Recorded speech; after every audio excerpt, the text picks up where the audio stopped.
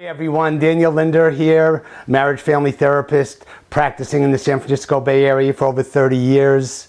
I'm an addiction specialist and a relationship trainer, and I created the relationship model of addiction. What I've been talking about for the last few weeks, and what I'm going to continue to be talking about today and maybe in some subsequent weeks, we're over here now in the second phase of recovery. This is after sustained stabilization, what I call the breakup, which is the first stage of recovery. So when you're at that point and you're able to live and cope in life and function in relationships without your addiction after the breakup, then the next stage of recovery is a period of self-work where you are just becoming more self-aware, more emotionally attuned to what's going on inside of you. I also call it self-care, where you learn how to take care of yourself and operate in your own interests and take responsibility for your experience and the relationships that you create. And then for the last couple of weeks, I was talking about being your own best friend, which is part of what developing a relationship with yourself means, being your own best friend. So I'm not going to go back to that right now, but I'm going to talk more specifically about what it means to develop a relationship with yourself. And I'm going to give you an example. Today, I'm going to put it in the context of relationships for you. You know, I'm going to talk about a very specific problem that I see many couples having. And I'm going to talk to you about the difference between how these problems play out or get resolved depending on whether or not you have a relationship with yourself. So, the problem is bad moods. Bad moods. What do you do when you're in a bad mood? How do you relate? How do you conduct yourself when you're in a bad mood? Are you aware when you're in a bad mood? How does your partner respond to you when you're in a bad mood? Do you think of your partner, the person that you're in a relationship with, when you're in a bad mood? So these are the questions that you want to be asking yourself now from now on, whenever you're in a bad mood. So in terms of when you do not have a relationship with yourself, let's talk about what happens when you don't have a relationship with yourself and you're in a bad mood. What happens in the dynamic, in the space when you're relating to someone? So I'll give you an example. Becca comes home in a terrible mood. She had a terrible day at work. Things didn't go right, and she is just fit to be tied. She's irritable. She's just has a really dark cloud hanging over her, and her partner, Bob, is waiting for her home. He's been home by himself, waiting for her to return home in hopes that, you know, they'll spend some time together, maybe have dinner, maybe connect.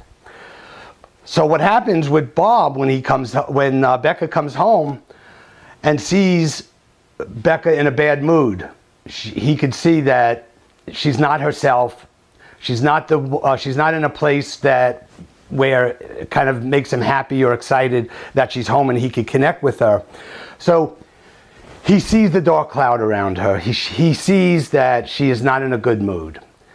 Now, what does Bob do? How does Bob respond? So Bob, all of a sudden, is affected by the bad mood. So he was in a space where he was fine, keeping busy, doing his own thing during the course of the day.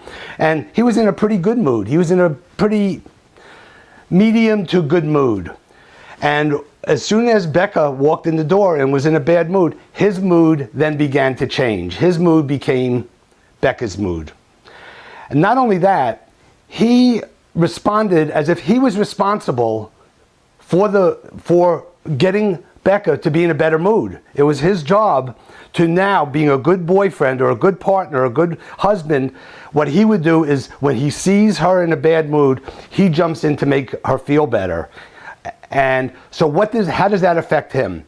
So he drops what he's doing, he leaves where he is and gets close and involved with her and is on this mission, on this effort to make her feel better.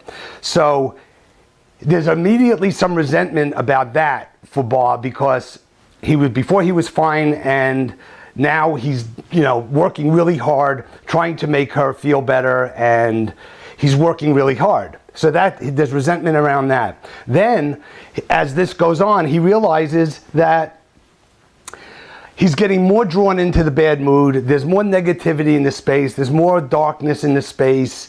And he's becoming more resentful, because now his efforts to make her feel better aren't working. So we talked about this before. This is what happens in a codependent situation where both people do not have a good relationship with themselves, and their well-being and self-worth is externally based and derived from how they affect other people. So Bob was just, in being Bob, trying to make himself feel good by getting her to feel better, but there was an ill-fated plan, because he wasn't going to be able to do that, because she's going to be the one that has to take care of herself and make some decisions about how she's going to conduct herself, what she needs, what she wants to do, whether she wants to be with Bob or not, or do something else to get herself into a better mood. But it's really on her to take care of herself.